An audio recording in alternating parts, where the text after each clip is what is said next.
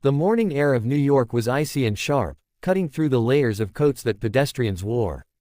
The streets were filled with honking taxis, steaming food carts, and the ever-present chatter of the city that never slept. But amidst all the rush, life had its own corners of silence, the corners most people ignored. On 42nd Street, tucked between a row of tall office buildings, a little girl sat on the cold pavement.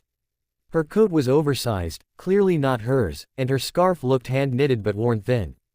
In her tiny hands, she held a small piece of bread. It was yesterday's bread, stale and dry, but to her, it was treasure. Her name was Lila, a 7-year-old child who had seen more hardships in her short life than many would in decades. As people passed by, some glanced at her, others looked away. A businessman tossed a quarter into her lap without stopping. A group of teenagers walked past, whispering to each other, their laughter trailing behind. Lila didn't react. Her hazel eyes stared at the bread as if it were the only friend she had left. From across the street, a black sedan slowed down. Inside sat Daniel Hayes, a man in his mid-30s, sharply dressed in a navy blue suit. He was the kind of man who carried the weight of success on his shoulders, wealth, power, and influence. Yet, his eyes were heavy with something deeper, regret, loneliness, perhaps even guilt. As his car paused at the signal, Daniel's eyes fell on Lila. She was sitting on the curb, clutching the bread. Something about her tugged at his memory. Maybe it was the look in her eyes, the same look he had seen in the mirror many years ago when his own life had been shattered. The light turned green, and his driver was about to accelerate, but Daniel raised his hand. "Wait," he said firmly. Chapter 2: The Unexpected Encounter. The car window rolled down. The cold breeze rushed in. Daniel leaned slightly forward, his sharp features softening as he looked at the girl. "Hey," he called gently. Lila looked up, startled. For a moment, fear flashed in her eyes, fear of adults, fear of strangers. "You hungry?" Daniel asked. She didn't answer. Instead, she lowered her gaze to the bread as if to say, "I already have something." Daniel's heart tightened. He remembered being a child in foster care after losing his parents in a car accident. He remembered the cold nights, the hunger, the loneliness. He saw himself in Lila. He reached into his pocket and pulled out a $20 bill.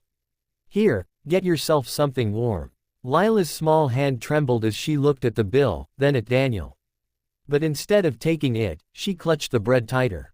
Her lips pressed together stubbornly. Daniel was surprised. Most kids in her situation would snatch the money. But this girl, she was different. "Why not?" he asked softly. Finally, Lila whispered, "Money goes away. Bread stays." Daniel froze at those words. Simple, yet heavy with truth. Chapter 3: An Unspoken Bond. Traffic honked behind them, but Daniel didn't care. He gestured to his driver to pull over. Stepping out of the car, he walked toward Lila. She stiffened, ready to run if needed. "Don't worry," Daniel said gently, crouching down to her level. "I'm not going to hurt you." Up close, he could see how thin she was, how her cheeks were hollow, and her fingers red from the cold. His throat tightened. "What's your name?" he asked. "Lila." "That's a beautiful name." He smiled faintly. "My name's Daniel." For the first time, Lila looked directly into his eyes. There was caution, but also a flicker of curiosity. "Where are your parents?" Daniel asked carefully. Her lips trembled. "Gone." The word cut through Daniel like a knife. He didn't push further. Instead, he slowly took off his wool scarf and wrapped it gently around her neck. "You'll catch a cold." Lila didn't protest. She touched the scarf softly, as if it were the first real kindness she had felt in a long time. At that moment, Daniel made a decision that would change both of their lives forever. Chapter 4: A Dangerous Offer. "Lila," he said quietly, "would you like to come with me? Somewhere warm. Somewhere safe." Her eyes widened. "Like, your home." Daniel hesitated. He wasn't sure what he was offering. He wasn't a father, he wasn't a savior. He was just a man haunted by his past. But looking at her, he knew he couldn't just walk away. "Yes," he said finally. "My home." But Lila's face shifted from hope to suspicion. People take kids. Bad things happen." Her words hit him hard. She was too young to even know such truths. "You're right," he said softly. "You shouldn't trust strangers." But, he pulled out his wallet and showed her his ID. "I'm Daniel Hayes. I work at Hayes & Company. I'm not here to hurt you. Still, Lila didn't move. Instead, she asked a question that made Daniel's chest ache. Why me? He swallowed. Because once, someone helped me. And I promised myself, if I ever saw someone like me, I wouldn't look away. For the first time, Lila's lips curved into the faintest smile. A fragile, uncertain smile, but real. Chapter 5 Into the Unknown. The city roared around them, cars honking, people rushing, life moving on. But for Daniel and Lila, time seemed to stand still. Finally, with hesitant steps, Lila stood up. She held onto the piece of bread with one hand and the scarf with the other. Slowly, she nodded. Okay, she whispered. Daniel exhaled, relief flooding through him. He extended his hand. Lila looked at it for a long moment before placing her small hand into his. And just like that, two broken souls began a journey neither of them had expected. As they walked toward the car, Daniel couldn't shake the feeling that this was only the beginning. He didn't know what dangers lay ahead, what truths about Lila's past would come to light, or how much this decision would test his own heart. But one thing he knew for certain, he couldn't let go of her now. The black sedan glided through the streets of Manhattan, leaving behind the cold sidewalk where Daniel had found Lila. She sat quietly in the back seat, her tiny frame pressed against a leather upholstery. The warmth of the car heater brushed against her frozen fingers, but she still clutched the bread, unwilling to let it go.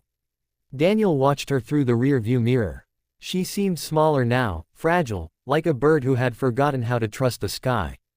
Do you like pizza? Daniel asked, trying to ease the silence. Lila's eyes flicked toward him. Never had one. His chest tightened. In New York, a city where pizza was as common as air, she had never tasted it. That told him everything he needed to know about the kind of life she had lived. That evening, Daniel took her to a small pizzeria in Brooklyn. The owner, an old Italian man who knew Daniel from his college days, greeted him warmly. When the steaming slice of cheese pizza was placed before her, Lila stared at it like it was a miracle. Slowly, she took a bite, and for the first time, Daniel saw her face light up with pure, innocent joy.